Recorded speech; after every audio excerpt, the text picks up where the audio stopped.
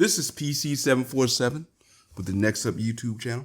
Past couple of videos, I've been talking about some stuff outside of tech and, was talking about kind of the COVID-19 situation. But now I want to get back to tech. It's that time because I missed a couple of phone releases, dealing with work and being away. And yeah, man, I definitely got to get into this. So let's start with the OnePlus 8. I'm a big OnePlus fan. I was actually looking forward to this phone. And man, did they not bring the specs? And I feel like this phone actually checked all the boxes for me, except for maybe the camera department. And I still kind of want to see if adding like an updated G cam may fix some of the issues that people have with the camera. And honestly, I'm thinking, I'm looking at last year's OnePlus 7 Pro and OnePlus 6T the year before that. And with the updated G cam, we were able to get some pretty decent photos. So if they was able to improve the camera over last year's OnePlus, I'm thinking with maybe the G cam mod, we can get some much better photos. Now, will it be on par with the Pixel 4 XL or even the new iPhone? Maybe not. But in this day and age, with the way we share photos online, I don't think you need the greatest camera in the world. I mean, looking at it, Marquez camera tests, blind camera tests he's been doing the past couple of years. When we just look at photos, especially like I said, the way we share it online, a lot of us just looking for the colors that pop, that something that stand out. And even if you don't quite have that, we can all go into some photo editing and kind of boost the colors or do whatever we need to do to change from there. Now, will that equate to better quality overall, especially when you want to blow it up or use it in another situation? Maybe not. But really, at the end of the day, I still can see this being a phone that excites me, especially at 120 hertz refresh rate.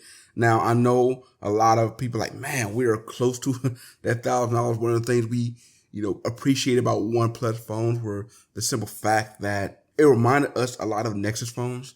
You got a good value for a cheaper price, or I ain't gonna say cheaper, but a valuable price. We look at what Samsung and Apple put up there in a high price range. And, you could pick up a Nexus phone and get a good deal on those phones. And you was giving something up. And I kind of feel that we still at that place with OnePlus. But I'll say this, they're doing a much better job of bridging that gap of being, okay, we're missing this much from the flagship.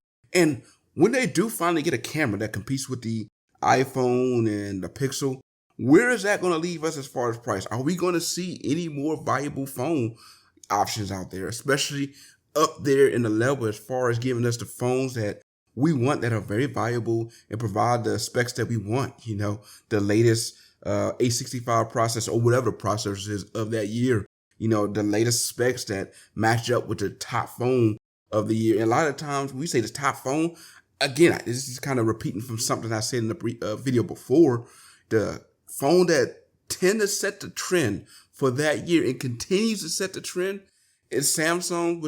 Whenever they put out a phone, the latest Galaxy, that phone is the what set the trend. And yes, they are the trendsetters. And we, for the most part, we gauge a lot of phones off of that one as far as the overall specs. As far as when it comes to camera, we still kind of gauge it off of the iPhone camera and the Pixel cameras. But at the end of the day, Samsung for that year sets the trend. And we look at all the other phones after that and base where we put them or slot them as far as value, performance, as far as being, where we slot them is based on where they stack up against that phone. And I really feel like this phone really looks like on paper, like it do just that. Now, the problem that we're seeing that they're going to have to deal with is, man, it's a great year to have these phones come out there if we were not dealing with the COVID-19. And this is one of those situations where it's like last year and even up probably before, at the beginning of the year, they're thinking, man, it's going to be a great year to drop these phones and to really have this thing ready to kick off. And then out of nowhere, we have COVID-19 just really shut down a bunch of countries, a bunch of economies. And this is really like one of those situations where it is a very bad time to not only release a phone, but $1,000 phone. Because for a lot of people, they are not going to have the money to go out there and waste on $1,000 phone. And even for those that can do that, the amount of people that will be able to do that will be much slimmer than, years past. We just don't have money to throw away on the phone when for a number of people who've been laid off or, don't know if they're going to be laid off, we're basically like, all right, right now the future's uncertain. And until we get out and about, we open the economy back up. We not just open the economy back up, but we know that we can go here and there safely and not worry about, possibly dying from COVID-19, because we don't have some way of treating the symptoms or having some way of having a vaccine where, if someone who is vulnerable from that disease, that they can have a way of, having a full recovery. That is going to keep us from really seeing the economy take back off the way we need to. And without that economy taking off, it's really going to put a damper on a lot of things. And we're actually seeing that not just, here in America, but in other countries. And, I was reading this off of Droid Life this morning. It was written by Kellen. And basically it's saying OnePlus is actually laying people off in Europe. So they're feeling the hit too. So right now, it's really not a time to be a company to drop $1,000 phone. And, I know I said that this is the best time to drop a phone, but this year isn't. Right here, the summertime, the springtime is a good time to drop a new phone to get it out there because people want to be able to pick them up, and you want to definitely get ahead of Apple and, Google with the Google Pixel and the Note phone. So if you can get a phone right in this area, drop it right there, especially a really good phone, you have a chance of getting people to jump on that early. But this year just didn't work out for not only OnePlus, but it looks like Motorola too is looking to drop a phone at the same period. I was looking at the now. I was like, man, they finally getting back into the flagship realm, dropping the Motorola Edge Plus, and I'm looking at the specs, the looks. It really like a good phone. You got nice processor, like 5,000 milliamp hour battery. This is looking like a phone that can compete. 90 hertz refresh rate is not up there with the 120s, but hey, this can be something like for someone who's a big Motorola fan can say, we're back here with the flagship level. But again, $1,000, it's just going to be something that's going to be hard for anyone to kind of, justify spending at this time. So really, I think if you're Apple, you're feeling like, all right, we are at a better slot, releasing in the fall, because I guess a lot of people are hoping that maybe we can get the economy and get things sparked back up and enough to where maybe we can get the factories back up, the economy starting to, get back going, and we can have more people starting to feel confident, spend a little bit more money again. But I know tech right now is still going to be one of those things that people are going to rely on, because in this area or this point of our life, we're relying on it, a lot. That said, you're going to pick up the known names, the names you feel confident in.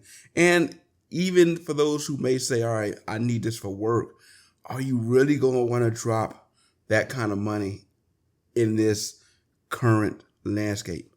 And that's a question that you have to ask. So, yeah, I've really been thinking about that. And the last phone that I want to talk about that kind of missed the release on was the latest iPhone SE that got dropped. Look, you look at the specs on there, it's not top of the line specs. It's mid-tier, if that. In fact, I think a lot of people say, really, if you look at where Android phones are at and where the kind of trend with phones are at right now, you can really throw that out there with lower than mid-tier, really, if you look at the specs. But this phone, for me, when I look at it, I see it as the phone that is not meant or geared towards your average tech nerd or a, spec'd out person. This phone is meant for corporations and businesses. And I say that because I see at my current company, the work phone of choice is the iPhone SE, the first one.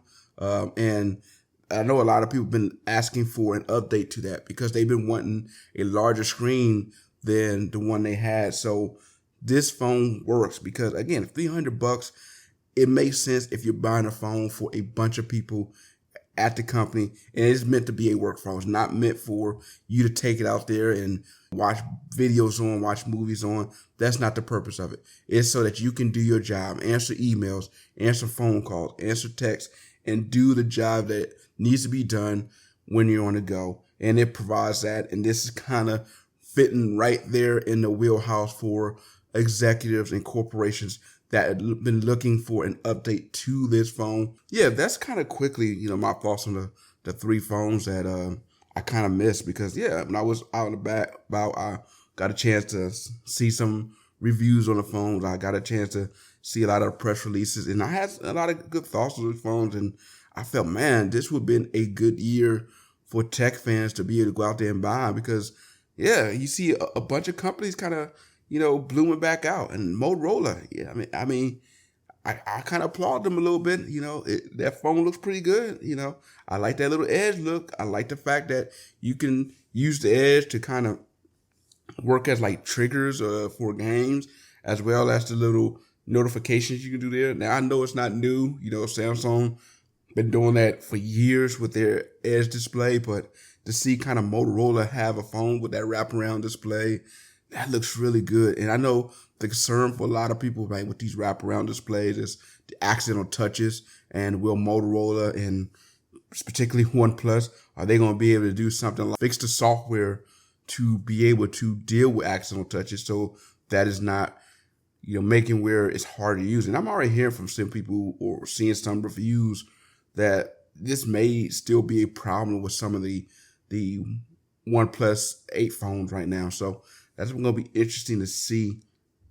Now, I know for myself, as much as I said, I am looking forward to picking up this phone, not just because the economy has been dropped or it's down right now, but I know OnePlus still kind of have a reputation of dropping in the fall, update to their phone. And that update, tend to be the fix or the tweak that people have been asking for the previous phone.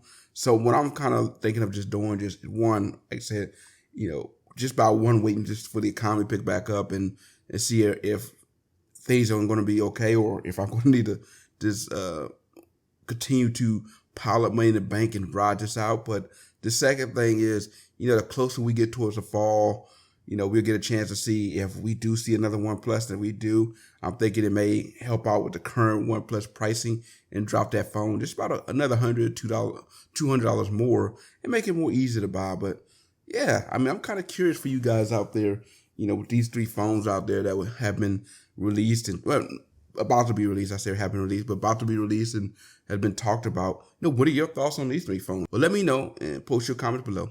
This is PC747. I'm out.